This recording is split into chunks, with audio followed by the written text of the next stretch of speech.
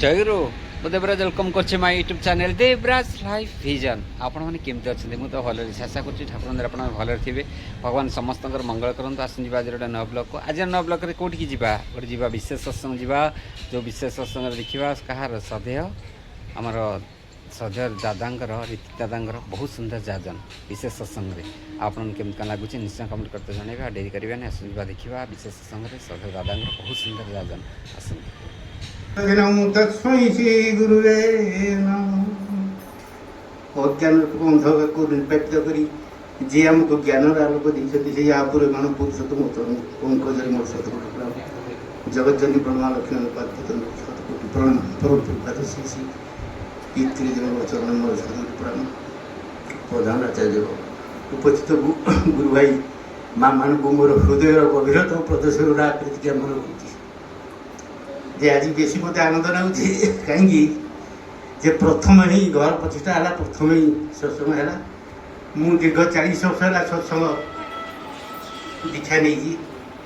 ତେଣୁ ଠାକୁରଙ୍କର ଅନୁଭୂତି ଜୀବନରେ ବହୁତ ଅଛି। ତେଣୁ ଠାକୁର ଯେ ଏକମାତ୍ର ଜୀବନର ସର୍ବସ୍ୱ ସେଇଟା ସମସ୍ତେ ବୁଝିପାରିବେ ନାହିଁ। ମୁଁ ସେଇଟା ଅଙ୍ଗେ ଅଙ୍ଗେ ଅନୁଭବ କରିଛି। ମୂଳ ଜିନିଷ ହେଲା ଠାକୁରଙ୍କୁ ଯିଏ ଯେତିକି ଭଲ ପାଇଛି ସିଏ ସେତିକି ହୋଇ ଉଠିଛି। ଯାହାର ଭଲ ପାଇବା ନାହିଁ ସେ ପାଇବା ବି ନାହିଁ। ଯେଉଁ ଠାକୁର ଭାଇ ପଢ଼ୁଥିଲେ, ଅର୍ଥମାନ ଦଶ ଇତ୍ୟାଦି ପାଇବା ଆଶାରେ ମୋତେ ଠାକୁର ସଜାଇ ଭକ୍ତ ହୁଅ, ତୁମର ଠାକୁର ତ ଜାଗ୍ରତ ନ ହେଲେ କେହି ତୁମର କେନ୍ଦ୍ର ବି ନୁହନ୍ତି। ସେ ଠାକୁରତ୍ୱଟା କ'ଣ?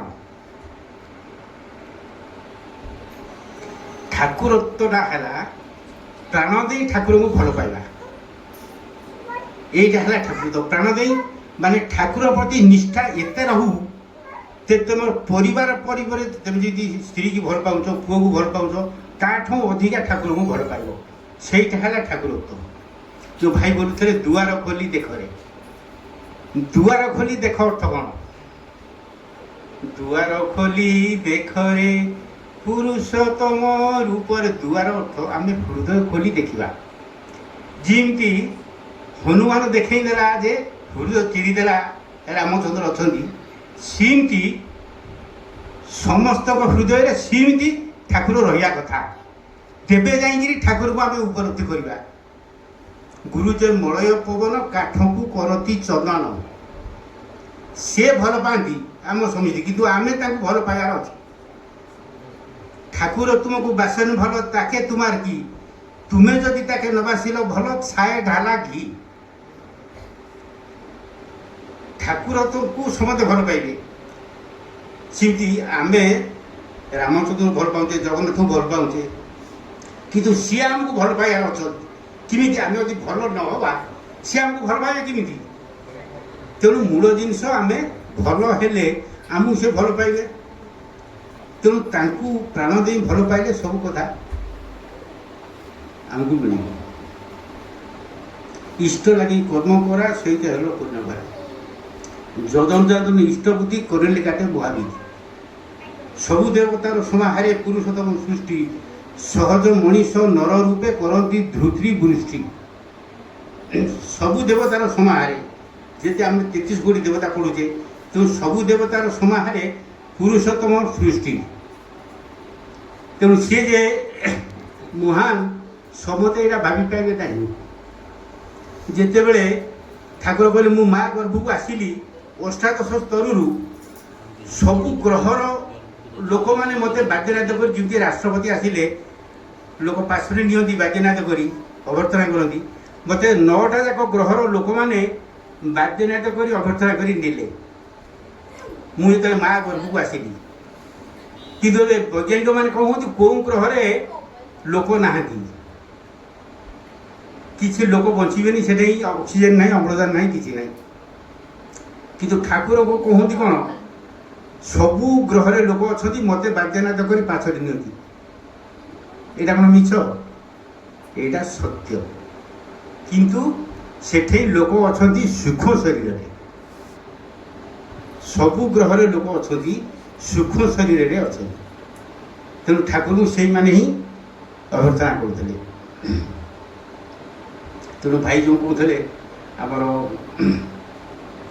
ये आसाम कथा आसाम रे जी था 6टा स्टेट आसाम मेघालय गोवा आउ सिक्किम 6टा स्टेटर जी उग्र उल्फा उग्रवाद उत्कल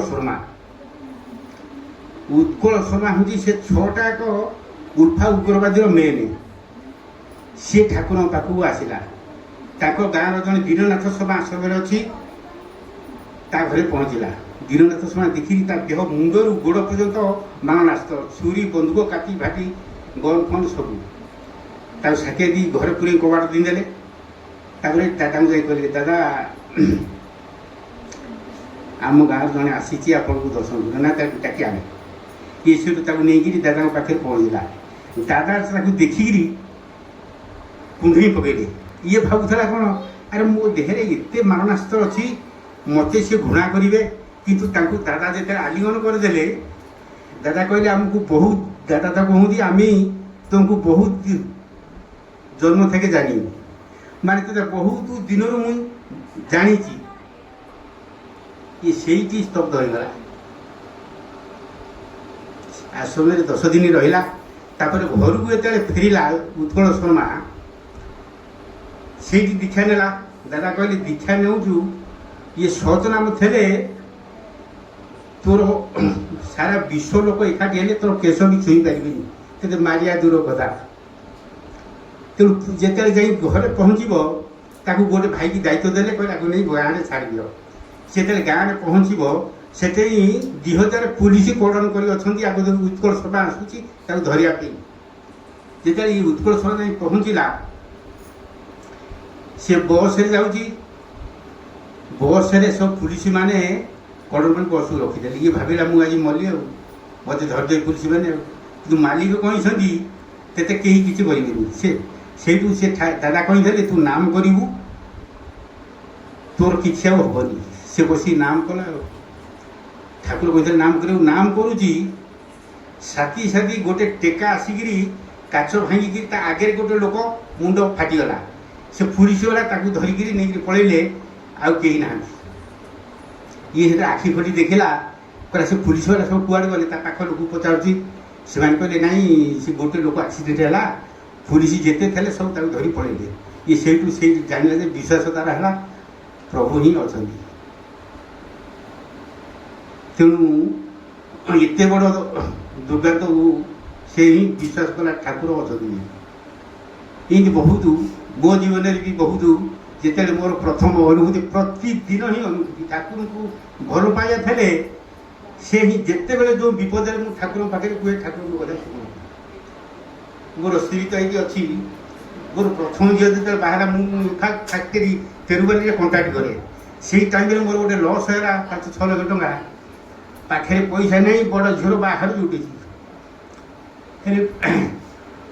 बाहर पाखे 3-4 लाख टଙ୍କା लस पाखे ना बाहर केमी हम सदा प्रार्थना करूँ मुझे उठिक जी मो स्त्री भेईकि रड़ी छाड़ मुझे अरे नाई तेने तो लोकंर टंका दे पारुन मो झील को कि बाहर कर अरे प्रभु अच्छा से किमी बाहर करेंगे इमती मस जाक सी कांद मो पाखे गोटे टंकाटे भी न थाए मुझे अरे प्रभु अच्छा से केते झील बाहर करती तू कांदना तार तो विश्वास कम से कांदे मस जाक कांदला जी बाहर समय आसला चिंत हवा कथा विधान बाहर है भले सब होगला मुझे केते खर्च है देखिलु मो स्त्री पचारि से कहला 15 लाख मुझे 15 लाख देला किए पाखे तो गोटे टंकाटे ना दबा लोक देला मो जीवन में बहुत अनुभूति अच्छी तेणु तो समय कम तेणु प्रभु को धरिक मु बहुत किसी पाई तेणु आर जन्म भी आपण मान भाई मान समझ निबिड़ भाव भल पाओ टिके भल पाइले हेनी प्राण दे भल पाओ आउ ठाकुर बोले ए हाथ दे ए हाथ ने नगद फल ए 5 मिनट लेट नहीं अरे ए हाथ दे ए हाथ ने ठाकुर कहती जे जो समय नष्ट करूनी स्वस्ति प्रजा నేను మాటలో వైభవించ గో బ్రాహ్మణ సువస్తుని తు లోక సమత సుఖీ భూమి సర్వే భవంతు సుఖీ సర్వే సంతు నిరామయ సర్వే ప్రాణి పశ్యంతు ମାୟା ଜୟ ଗୁରୁ। ଆଜିର ବ୍ଲଗ୍ଟା ଆମେ ଦେଖିଲେ କେମିତି ମାନେ ଯେଉଁ ବିଶେଷ ସତ୍ସଙ୍ଗରେ ଶ୍ରଦ୍ଧା ରୀତିକ ଦାଦାଙ୍କର ବହୁତ ସୁନ୍ଦର ଯାଜନ ଆପଣଙ୍କୁ କେମିତି ଲାଗିଲା ନିଶ୍ଚୟ କମେଣ୍ଟ କରି ଜଣାଇବେ। ପୁଣି ଦେଖା ହେବ ନୂଆ ବ୍ଲଗର ହେଉଛି ଆପଣଙ୍କ ନମସ୍କାର ଜୟ ଜଗନ୍ନାଥ।